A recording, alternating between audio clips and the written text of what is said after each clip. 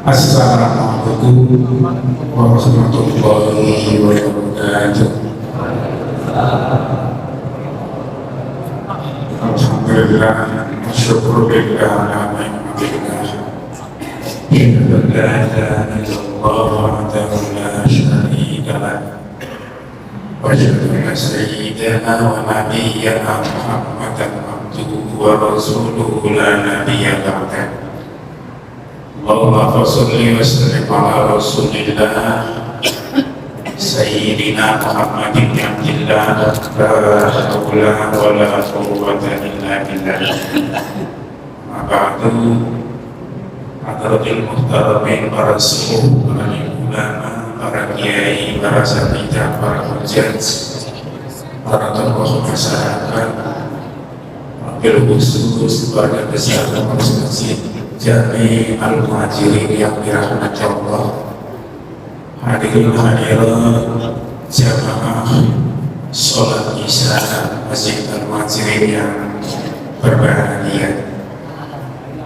Puji serta syukur kita terutama kepada Allah Subhanahu wa Ta'ala atas limpahan rahmat, nikmat, hidayah dan inayahnya, sehingga kesempatan malam hari ini di tengah keletihan kita, kelelahan kita setelah melaksanakan ibadah puasa sehari penuh sambil terus beraktivitas melaksanakan tugas dan kewajiban yang lain. Mudah-mudahan puasa hari ini sukses, sempurna, dan mendapatkan ridho dari Allah Subhanahu wa Ta'ala. Salam serta salam semoga senantiasa tercurah pada Nabi besar Muhammad Sallallahu Alaihi Wasallam dan segenap keluarganya, para sahabatnya, serta umatnya yang tetap setia, tetap istiqomah mengikuti syariat-syariatnya dan melaksanakan sunnah-sunnahnya. Jamaah sholat tarawih yang dirahmati Allah, memasuki malam Ramadan yang ke-10, 11 atau 9-10. Gak seakan kan? Ada yang mulainya hari Rabu, ada yang mulainya hari Kamis. Tidak bisa bertanya-tanya mana yang benar semuanya. Karena semua punya pedoman, punya petunjuk. Memang tradisi kita bangsa Indonesia mengawali satu Ramadan dan satu Syawal menggunakan dua metode hisab dan metode hisab Ruqyah. Jadi yang mengatakan berdasarkan Ruqyah bukan berarti menolak keputusan hisab, bukan sama sekali. Karena apa? Karena kebenaran hisab sudah teruji, akurasinya sangat tepat. Sampai ada jadwal sholat abadi dari tahun ke tahun tidak pernah berubah, menunjukkan luar biasa ketepatannya. Lalu kenapa mesti pakai Ruqyah juga? Apa tidak percaya dengan kebenaran hisab? Tidak. 100% percaya dengan kebenaran hisab. Kenapa harus melakukan Ruqyah? Nabi menginstruksikan. Kata Nabi, sumu li ruqyatihi waftiru li ruqyatihi fa in humma alaikum fahmilu iddata sab'ata thalathina yawman rawahul Bukhari wa Muslim. Kata Nabi, puasalah kamu ketika kamu melihat tanggal 1 Ramadan melihat, dan bukanlah kamu ketika kamu melihat tanggal 1 Syawal melihat bahasa. Instruksi ini bukan sekedar instruksi biasa, tapi juga diantisipasi sama Rasul. Antisipasinya apa? Karena Nabi wa'inhumma alaikum fa'minu iddata sabana talatina yawman. Kalau kalian tidak bisa melihat tanggal, tidak bisa melihat bulan, karena langit tertutup tertutup awan, tertutup mendung, maka sempurnakanlah bilangan bulan sabarnya 30 hari. Ini yang melatar belakangi kenapa harus iya. Jadi bukan berarti menolak hisab, sama sekali tidak. Dalam Al-Quran berfirman, "Faman syahida minkum syahra falyasum." Siapa orang yang melihat bulan, wajib bagi dia berpuasa lagi. Dan ternyata insya Allah kalau amal Ramadan yang berbeda, nanti lebarannya juga pasti berbeda. Sudah, yang usah kaget. Karakternya fikih itu memang beda. Fikih itu tidak hitam putih, tidak harga mati. Fikih itu fleksibel. Fikih itu dinamis. Fikih itu elastis. Fikih itu kompromis. Jadi nggak hitam putih, jangan kaget. Dan ini bukan perbedaan, ini pilihan. Ada yang diamalkan dengan ada yang habis. Ini pilihan, bukan perbedaan. Jangan dibesar-besarkan. Nanti lebarannya akan beda lagi. Terlebih lagi, lebaran selalu saja Saudi duluan. Wah, ketika ternyata lebarannya Saudi duluan, pemerintah kita belum dipukuli habis. Wah, ini nggak rasional. Ini politik, ini kepentingan. Masa waktunya duluan kita mau lebarannya bisa duluan Saudi? Logikanya kan, kalau waktunya duluan, jadi kan lebaran duluan. Terlalu 4 jam kita duluan. Selalu bilang, lebarannya selalu saja duluan. Nah, ini masalah. Kenapa bisa terjadi seperti itu? Logika sederhananya seperti itu, karena waktunya duluan, kita mestinya duluan juga lebarannya. Tapi masa rumusnya ternyata tidak demikian. Setiap menjelang akhir bulan selalu terjadi ijtima. Apa yang ijtima? Pertemuan bumi, bulan, matahari di satu titik setiap bulan. Jadi setiap bulan itu ada ijtima. Pertemuan bumi, bulan, matahari di satu titik untuk menentukan kapan tanggal berikutnya, hilal berikutnya kapan. Dari ijtima sampai dengan terbitnya hilal, terbitnya akan butuh waktu 7,5 jam sampai 8 jam. Nah, kalau ijtimanya bumi, bulan, matahari waktu Indonesia jam 12 malam dan jam 12 siang, berarti sampai dengan maghrib belum sampai 7 jam. 12, 1, 2, 3, 4, 5, 6, dari 6 jam. Pada waktu itu kan 7,5 sampai 8 jam. Kalau waktu Indonesia jam 12 siang, berarti waktu Saudi jam 8. 8 ke 10, 10 jam. Ya sudah. Sementara waktu Indonesia udah lewat duluan. Tanggal berapa kita sudah lewat. Jadi itu hari berikutnya itu bersama. Kecuali kalau istimanya jam 9 pagi waktu Indonesia, maka jam 9 sampai jam 6 bukan lumayan. Dan 9 jam sudah berpuasa. Ini kalau terjadi jam setengah 12 istimanya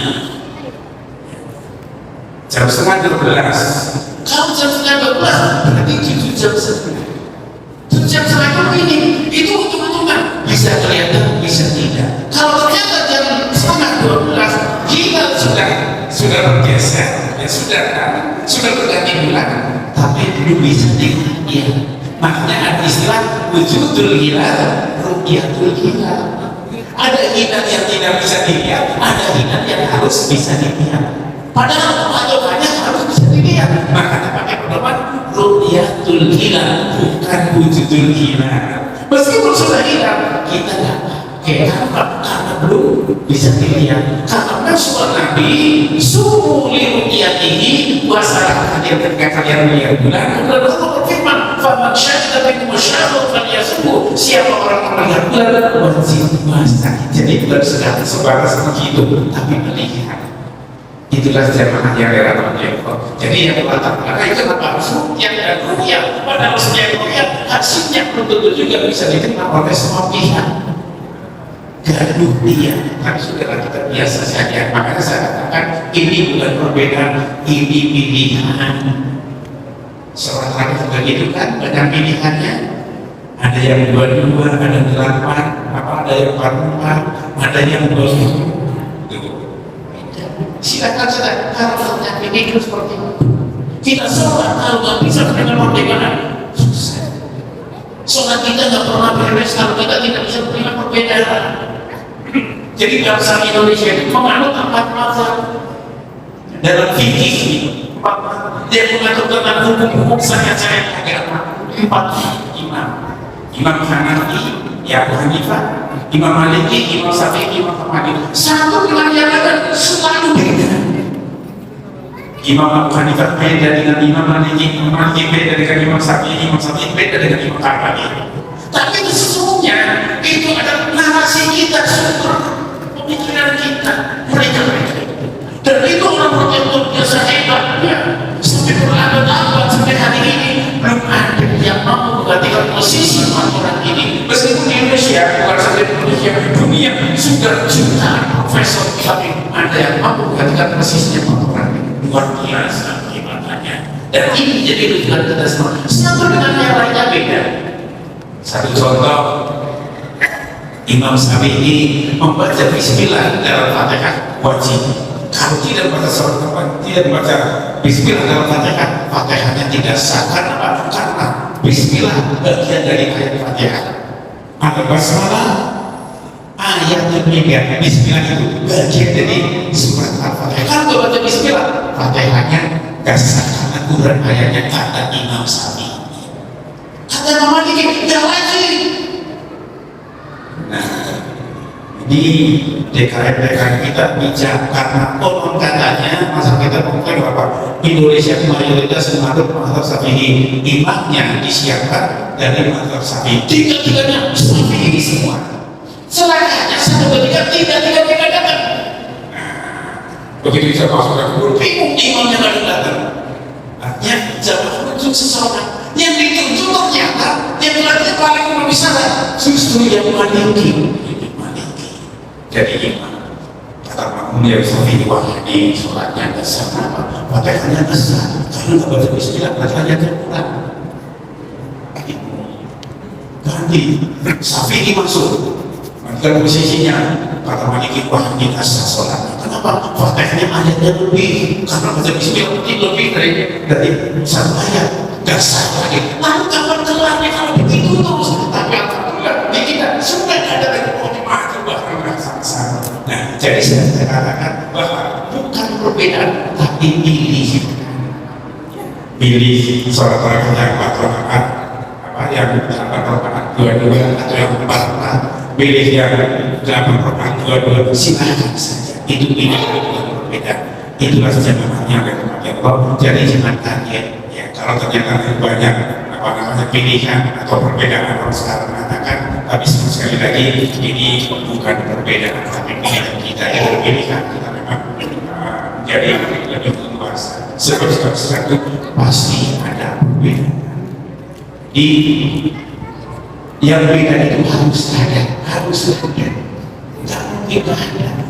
Yang malu mesti ada bandingannya.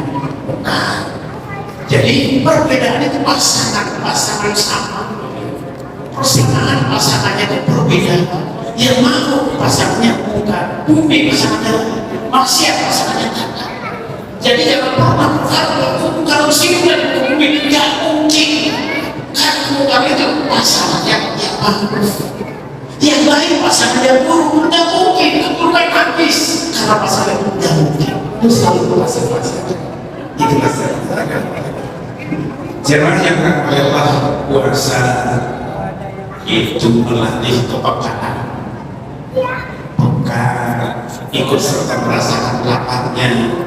Kemudian kepekaan kita bagaimana orang miskin menahan lapar. Yang menahan lapar itu bukan karena tersandra karena waktu belum waktunya makan. Bagi orang miskin tidak demikian. Dia menahan lapar karena memang tidak ada yang makan. Beda dengan orang kaya yang berpuasa, dia menahan lapar karena tersandra, karena waktunya belum membolehkan, mungkin untuk makan, makanya dia tapi luar biasa laparnya. Ini kebakaran. Kemudian puasa juga membangun individu-individu, pribadi-pribadi yang punya jiwa sosial. Berpuasa tanpa punya jiwa sosial gak jadi. Orang yang berpuasa mau tidak mau harus berjiwa sosial. Itu sebabnya orang yang berpuasa wajib membayar zakat. Zakat itu perbuatan sosial, harus dilakukan. Kalau tidak ada sosialnya, puasa kita gak jadi. Nabi bersabda, kata Nabi, "Sumul abdi mu'allaqun baina samawati wal ardh hatta yu'addi zakatal fitri." Puasa seseorang pahalanya tergantung antara bumi dan langit, tidak sampai ke hari tertentu, juga tidak bisa dimiliki oleh orang yang puasa sendiri sebelum zakat fitrahnya dituntaskan. Hadis yang lain menjelaskan zakatul fitri itu Rasul Islam ini waktu terakhir masakin. Fungsi zakat fitrah itu dibayarkan untuk mensucikan jiwa orang yang puasa itu sendiri dan memberi makan kepada fakir dan miskin. Orang yang berpuasa di bulan suci Ramadan meskipun penuh 1 bulan tidak membayar zakat fitrah, kesucian jiwanya belum terpenuhi. Lebih dari itu, hak-haknya fakir miskin tidak bisa diterima oleh fakir miskin itu sendiri. Karena apa? Karena hak dan kewajiban saling berkaitan. Hak seseorang bisa terpenuhi apabila orang yang punya kewajiban menunaikan kewajibannya. Ketika orang yang punya kewajiban tidak menunaikan kewajibannya, maka hak orang lain tersandra. Kita terpaksa tidak membayar zakat fitrah, lalu katakan pendusta agama. Al-Ma'idah alladhi yudadil binti fadhalika alladhi yadukul yatim wala yahuddu ala tu'amil miskin. Kata Allah, tahukah kamu orang-orang yang mendustakan agama? Siapa mereka orang-orang yang mendustakan agama? Mereka yang menghardik anak yatim dan tidak mau memberi makan kepada fakir miskin. Fakir miskin akan menerima makanan dari kita manakala kita mau membayar zakatnya, karena zakat itu haknya mereka. Kalau kita tidak membayar, berarti hak mereka tersandra sama kita, dan itu yang dibilang pendusta Allah Subhanahu wa Ta'ala. Kesucian jiwanya belum terpenuhi, meskipun kita selama 1 bulan berada di bulan suci, kalau kita tidak mengerjakan kewajibannya, ternyata tidak ada efeknya bulan suci untuk jiwa kita, untuk jiwa kita tidak ada efeknya. Menjadi suci manakala kita mampu memberikan zakat fitrah kepada yang berhak menerimanya. Karena itu jangan sampai terabaikan. Saya terbesar pada saudara-saudara kita yang punya semangat untuk bulan mudik lebaran, usahakan kalau bisa sebelum bulan mudik zakat fitrahnya, zakat malnya dituntaskan terlebih dahulu. Memang kadang-kadang niatnya mulia saya bayar zakat di kalangan saja dengan saudara-saudara kita yang membutuhkan, tapi saya antisipasinya kurang cerdas, harus sudah mepet meninggalkan tempat menunjukkan halaman. Semua konsentrasi di hari-hari akhir. Saya kalau sudah tiba, kita masih tersebar di tengah jalan. Sholatnya hari itu tidak jelas, yang penting kalau dia sehari apa? Tempat-tempat beristirahat di tengah juga mau sholat di mana, mau berkali di mana, mau bayar zakat di mana. Itu hari terakhir. Jadi ternyata hari terakhir kalau kita nggak cerdas antisipasinya, puasanya hari terakhir terhadap sholat yang berantakan, zakat fitrahnya tidak dibayarkan, bahkan sholat ilmiah yang sedang sekali juga tidak bisa dirasakan. Lalu dalam apa kita dalam rumah tinggal walau terus hanya lapar dan dahaga saja, kan dapat apa-apa. Itulah jawabannya dan jawab dari sekali lagi puasa membangun pribadi individu yang punya jiwa sosial untuk berbagi kepada sesamanya, dan itu sebetulnya buat kita semua. Kita memiliki jiwa sosial itu karena ikrar kita dalam surat kita kan mengatakan Assalamualaikum wa ala ibadillahi sholihin, salam sejahtera dan bahagia, rahmat dan berkat Allah bukan untuk saya tapi untuk kami semua. Artinya orang yang sholat, orang yang mau berbagi, orang yang peduli kepada sesamanya. Ketika Nabi berjumpa dengan Allah dalam Mi'raj, di situ diminta apa Nabi katakan kepada Allah. Begitu berjumpa dengan Allah sekali lagi, berjumpa bukan dalam arti fisik. Nabi katakan at-tahiyyatul mubarakatus sholawatut thayyibatillah, keindahan, kehormatan, kemuliaan, keberkahan, rahmat dan berkah itu milik Allah, kata Nabi. Lalu Allah menjawab, assalamu alayka ayyuhan nabi wa rahmatullahi wa barakatuh, salam sejahtera dan bahagia untuk kamu, untuk kamu sholat wahai Muhammad. Jadi salam sejahtera dan bahagia, rahmat dan berkah Allah ditunjukkan, diperuntukkan hanya kepada Nabi seorang, bukan ke yang lain. Tapi Nabi menjawab, Nabi mendapatkan kehormatan, kemuliaan, keberkahan yang luar biasa, tidak gelap mata. Tapi Nabi mengatakan, assalamu alayna wa ala ibadillahi sholihin, salam sejahtera dan bahagia bukan untuk saya, untuk kami semua, termasuk karena hamba yang sholat. Itu artinya orang yang sholat, orang yang siap menjadi pribadi-pribadi yang berjiwa sosial, bukan orang-orang yang monopoli, mau menang sendiri, untuk sendiri. Tidak, orang yang berbagi. Itulah orang-orang yang sholat melalui puasa. Kebiasaan ini, karakter ini dibangun menjadi pribadi-pribadi, jiwa-jiwa yang berjiwa sosial. Itulah zaman yang Allah. Semoga puasa kali ini tuntas semua, tidak ada yang berhalangan.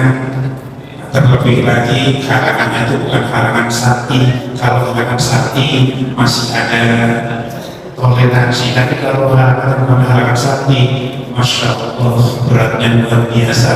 Nabi bilang, man afto yauman bighairi udhrin syar'iyyin lam yakfi bisomi dahri beli. Siapa orang yang batalkan puasa satu hari tanpa ada alasan yang bisa dibenarkan alasannya itu dengan syariat, maka puasa yang ditinggalkan dari puasa satu hari itu kalau diganti, kalau dibayar dengan puasa sepanjang tahun masih belum tergantikan dan belum terbayarkan. Satu hari sengaja dibatalkan tanpa alasan syar'i, maka tidak cukup diganti dan dibayar dengan puasa sepanjang tahun. Karena itu berhati-hati, puasa ini akan tetap terjaga, terpelihara, sehingga puasa kita mendapatkan rahmat dan berkah dari Allah Subhanahu wa Ta'ala.